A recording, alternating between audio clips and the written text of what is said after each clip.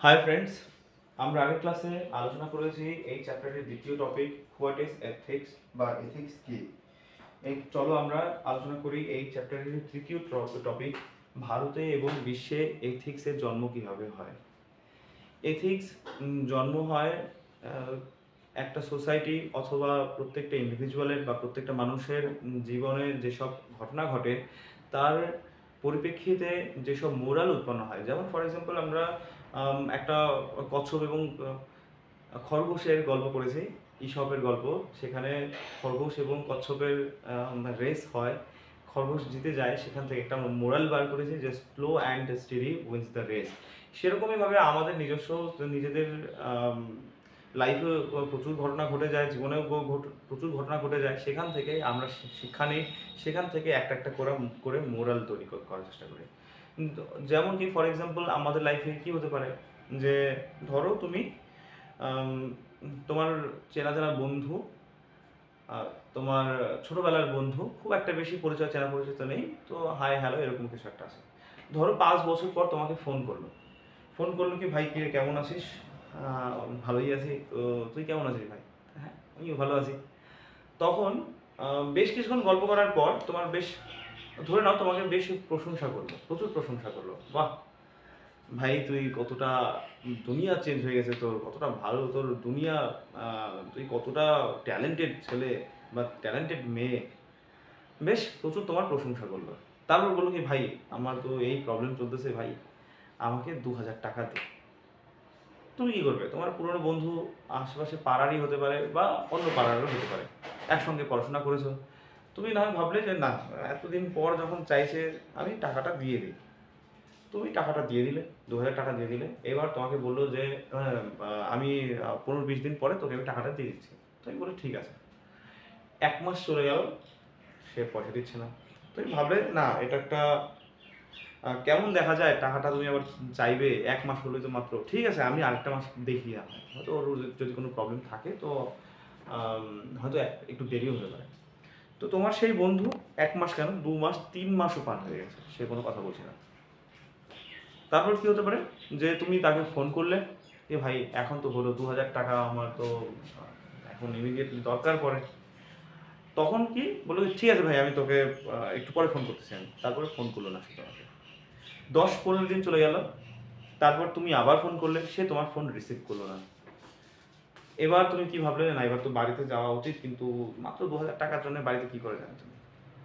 তারপর আবার তুমি 2-3 বার ফোন করলে, অন্য নাম্বার থেকে ফোন করলে, সে ফোনটা তুললো, কিন্তু যখনই তোমার আওয়াজ পেলো সে ফোনটা কেটে দিল। তারপর আরেক দিন তুমি ফোন করলে, তখন সে মানে কি একরকম আক্রমণাত্মক মেজাজে কথা বললো, হ্যাঁ যে মাত্র 2000 টাকার জন্য তুই কি আমাকে একদম পুরো কি মানে মাথা কেড়ে নিয়েছিস নাকি? হ্যাঁ এরকম করে তোমার, এরকম আমাদের আশেপাশে ঘুরতে দেখা যায়। এবার তুমি তো সেই 2000 টাকার জন্য তার বাড়িতে গিয়ে চিৎকার চেঁচামেচি করতে পারো না। তুমি নিজের থেকে মোরালতে আনলে যে আমি এমন কাউকে পয়সা দেব না যে কিনা একেবারে ঘনিষ্ঠ সম্পর্কের মধ্যে যদি পড়ে তবেই আমি তাকে পয়সা দেবো, যদি বা ঘনিষ্ঠ বন্ধু যদি হয় তবেই তাকে তুমি পয়সা দেবে। আর যদি এরকম হাই হ্যালো টাইপের কোনো বন্ধু হয়, সে তোমাকে 2-4 বা ছোটোবেলাতে বিশ্বস্ত ছিল কিন্তু পরবর্তীতে মাঝখানে 7-8 বছর তোমার সঙ্গে কোনো সম্পর্ক নেই, এইরকম লোকদেরই কখনো আমি পয়সা দেবো না। অর্থাৎ এরা তার আশেপাশে যারা চেনা পরিচিত ছিল তাদের কাছ থেকে তাদের সঙ্গে বিশ্বাসঘাতকতা অলরেডি করে ফেলেছে। হ্যাঁ, তার আর কোথাও পয়সা চাওয়ার মতো জায়গা নেই। শেষমেশ তোমাকে ইউজ করছে, যে তোমাকে ফোন করে না এর কাছ থেকে আমি 2000-3000 টাকা নেই, তাহলে আমার কার্যসিদ্ধি হয়ে যাবে। এর এটা তুমি মোরাল হিসেবে রাখলে। তার মানে কি, যে কোনো একটা সোসাইটি কি কি প্রবলেমের সামনে তার লাইফ, মানে সোসাইটি কি কি প্রবলেম ফেস করে, সেই প্রবলেমের ওপর মানে সলিউশন কীভাবে আনা সম্ভব, সেইভাবে তাদের লাইফ স্টাডি করে নিয়ে তারপর কিছু মোরাল মানে কি রাখা হয়। ফর এক্সাম্পল, মানে আমরা ছোটোবেলাতে পড়েছি যে যারা পড়াশোনা মানে কি যারা শিক্ষা দেন তাদের কখনো মানে মানে ইনসাল্ট করা যাবে না, বা তাদেরকে সবসময় রেসপেক্ট করবে, তারা যা বলবে তাই শুনতে হবে। তুমি ছোট মানুষ, মানে এই নিয়ম, মানে এটাই নিয়ম করা হয়েছে যে যার কাছ থেকে তুমি যাকে তুমি শিক্ষাগুরু হিসেবে মানলে সে যা বলবে তোমাকে অক্ষরে অক্ষরে তাই পালন করতে হবে। এটা একটা মোরাল হতে পারে। তো এরকম এতগুলো মোরাল আমাদের সোসাইটি বা আমাদের ফ্যামিলি বা ইন্ডিভিজুয়ালের যে সুন্দর করে সুষ্ঠুভাবে বাঁচার জন্য প্রচুর মোরালসের দরকার পড়ে। সেই মোরালসের উৎপত্তি কী করে হয়? উৎপত্তি হয় কোনো একটা সোসাইটি যেসব প্রবলেম ফেস করে, সেই প্রবলেমের সলিউশন বার করার সময় এক একটা মোরাল হিসেবে মানে মেনশন করে রাখে। এরকমই আমরা যদি এনশিয়েন্ট ইন্ডিয়াতে যাই বা এনশিয়েন্ট ওয়ার্ল্ডে যাই, তখন আমরা দেখতে পাবো সেখানে প্রাচীন প্রস্তর যুগ, সেখানেও মানুষ ছিল, তারাও যেসব প্রবলেমে পড়তো সেগুলোকে সলিউশন করার জন্য এক একটা মোরাল করে মানে মোরাল উৎপত্তি হয় সোসাইটির মধ্যে। সেটা জরুরি নেই সবসময় কাগজের পাতায় লেখা থাকবে। তখন তো আগেকার দিনে তো সেরকম কোনো টেকনোলজিও ছিল না যে কাগজের মধ্যে আমি লিখে রাখি, তখন তো তাল পাতাতে লেখা হতো অথবা পাথরের গায়ে ছবি এঁকে নিত। এইরকমই উৎস থেকে তুমি ধরে নাও কোনো, তারপর আমরা জানি যে পরবর্তী বৈদিক যুগ বা পরবর্তী বৈদিক যুগ বা তারপরে মৌর্য সাম্রাজ্য থেকে বড় বড় সাম্রাজ্যের সৃষ্টি হয়। সেই সব সাম্রাজ্যে লিটারেচারের লোক, সায়েন্স অ্যান্ড টেকনোলজির লোক থাকতে পারে সেখানে। তারপর ওয়ারিয়র্সরা থাকে, যোদ্ধারা থাকে, বিশিষ্ট যোদ্ধা, হ্যাঁ, বিভিন্ন মানে ফিল্ডের লোকরা সেখানে থাকেন।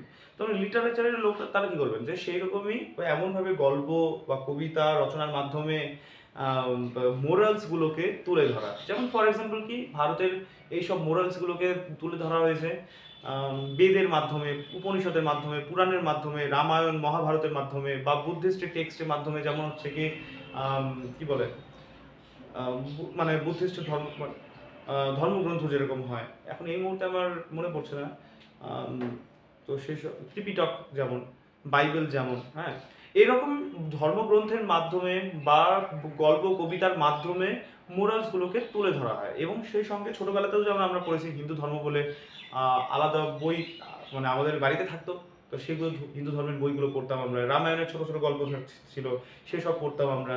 তারপর দাদু ঠাকুমা ওনারা হচ্ছে কি একটার পর একটা ধর্মের মানে কি গল্প বলতেন, সেভাবে করে একটা একটা করে মোরালস শেখাতেন। তো এভাবে আমরা ভারতের যে এথিক্স একটা ফিলোসফিরই একটা ব্রাঞ্চ।